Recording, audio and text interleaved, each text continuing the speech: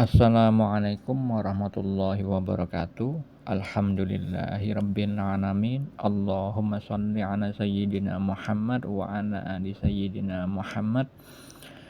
Pagi ini saya bagikan tips cara bagaimana mengetahui para wali Allah. Untuk memudahkan, saya rubah cara mengetahui ahli basket. Ya. Kita pindahkan dulu kepada ahli basket. Bagaimana cara mengetahui seorang itu ahli basket? Apakah dari perkataannya saja, pintar ngomong teori basket, atau Anda sudah melihat orang itu mempraktekkan cara bermain bola basket? Bagaimana? Ya tentunya untuk mengetahui orang itu ahli basket, maka kita dulu harus memahami teori atau ilmu pengetahuan tentang ilmu basket, memainkan bola basket, bagaimana cara menggiringnya, ya, dengan istilah-istilahnya, mungkin dribblenya bagaimana, ya, 3 point-nya bagaimana, slam dunk bagaimana. Nah, setelah kita tahu teori-teori bermain basket, maka kita praktekkan teori tersebut. Kita bisa atau tidak melaksanakan hal tersebut. Setelah kita mempraktekkan selama beberapa lama, maka kita akan tahu bagian mana yang sulit dilakukan oleh kita, bagian mana yang mudah dilakukan. Dan setelah kita sendiri mempraktekkan ilmu yang sudah kita pahami tersebut tentang basket, maka kita lihat orang lain yang katanya jago main basket. Oh, benar, ternyata orang ini jago. Saya mendribble dengan cara begitu, saya masih suka lepas-lepas dari tangan.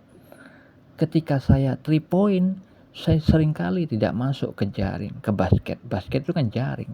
Jadi bola basket itu adalah bola yang dimasukkan ke jaring-jaring itu tadi. Berupa basket. Basket itu jaring-jaring itu.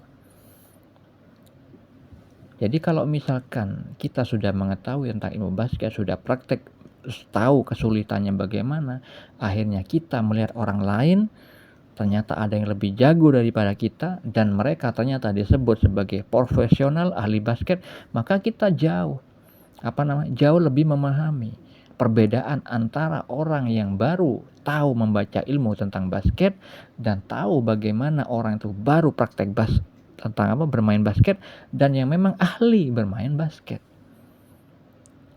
Dari cara memegang bola itu mudah lepas, awal-awalnya orang baru belajar pegang bola basket. Kalau sudah pertengahan, sudah agak lihai memainkan bola basket. Tapi pasti ada perbedaan orang pertengahan sama yang profesional.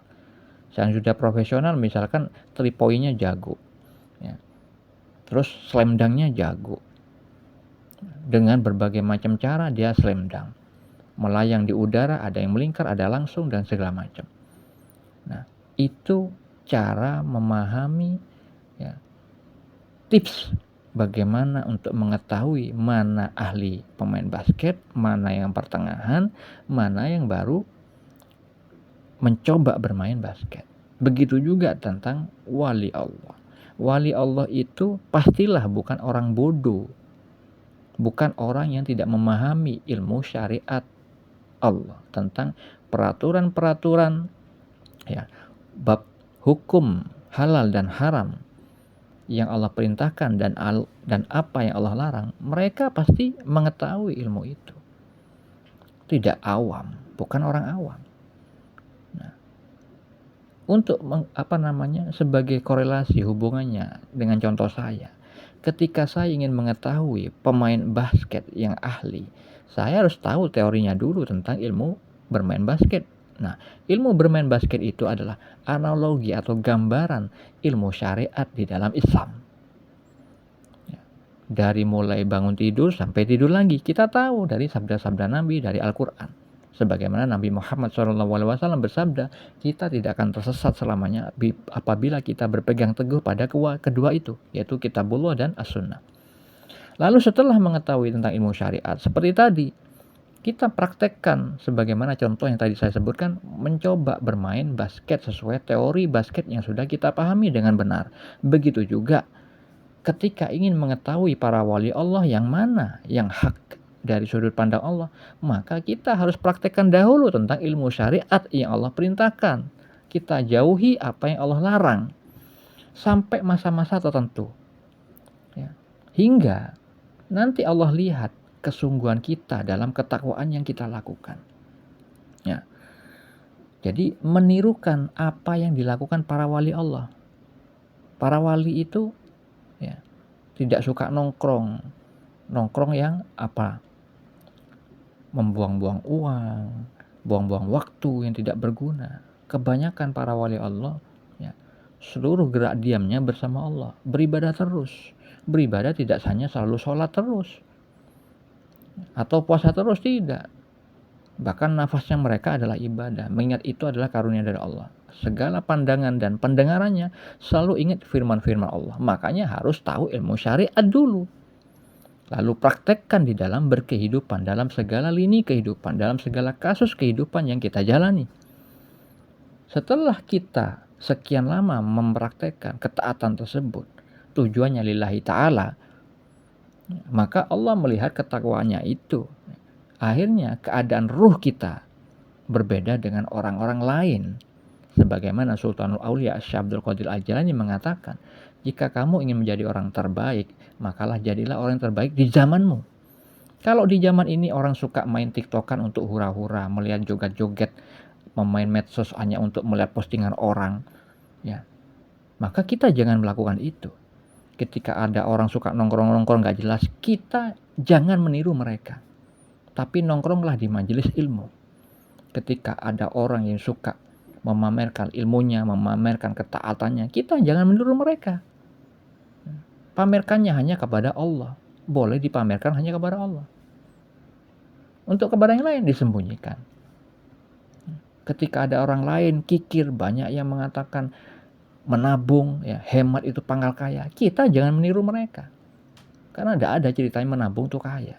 Yang ada itu sedekah, maka bisa kaya. Nggak ada. Meskipun nabung di bank juga nggak mungkin melebihi apa yang Allah janjikan. Setiap kebaikan dibalas 10 kali lipat. Di dalam surat Al-An'am ayat 160, di dalam surat Al-Baqarah ayat 261 Allah balas 700 kali lipat. Bahkan di dalam ayat yang lain, pahala kesabaran, ya, kita menabung kesabaran tanpa batas. Tapi kalau untuk materi, nah, balasan terbaik hanya pada sisi Allah, tidak dari bank. Jadi semua apapun yang dilakukan oleh orang-orang pada zamannya sekarang, jangan diikuti. Seperti Allah berfirman, jangan mengikuti kebanyakan orang di muka bumi ini. Niscaya mereka akan menyesatkanmu dari jalan Allah.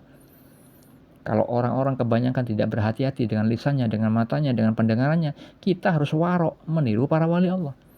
Nah, kalau sudah kita lakukan itu, mengikuti apa-apa yang para wali Allah itu lakukan, maka insya Allah suatu saat akan dimimpikan tentang wali Allah di zaman ini. Kenapa saya mengatakan begitu? Ya karena saya sudah membuktikan hal itu. Bahkan istri saya juga bermimpi, zaman sekarang ini siapa wali Allah, mana yang alim ulama biasa, mana alim ulama yang ada kecacatan di dalamnya. Tapi saya tidak mungkin beritahu, ya, karena kalau misalkan ada pemberitahuan Allah, lalu kita tidak berhati-hati atas itu, bisa akan jadi fitnah. Ya. Kecuali memang ada yang memang diperbolehkan. Nah, insya Allah akan dibagikan tentang Habib Umar, tentang wali wansyahan, wali majedub. Jadi itu tipsnya, yaitu takwa kepada Allah, sehingga Allah sendiri yang akan memberitahukan. Sebagaimana Allah berfirman di dalam Al-Quran surah Al-Baqarah ayat 282 tentang janjinya bagi orang bertakwa. Dan bertakwalah kepada Allah. Allah memberikan pengajaran kepadamu dan Allah maha mengetahui segala sesuatu.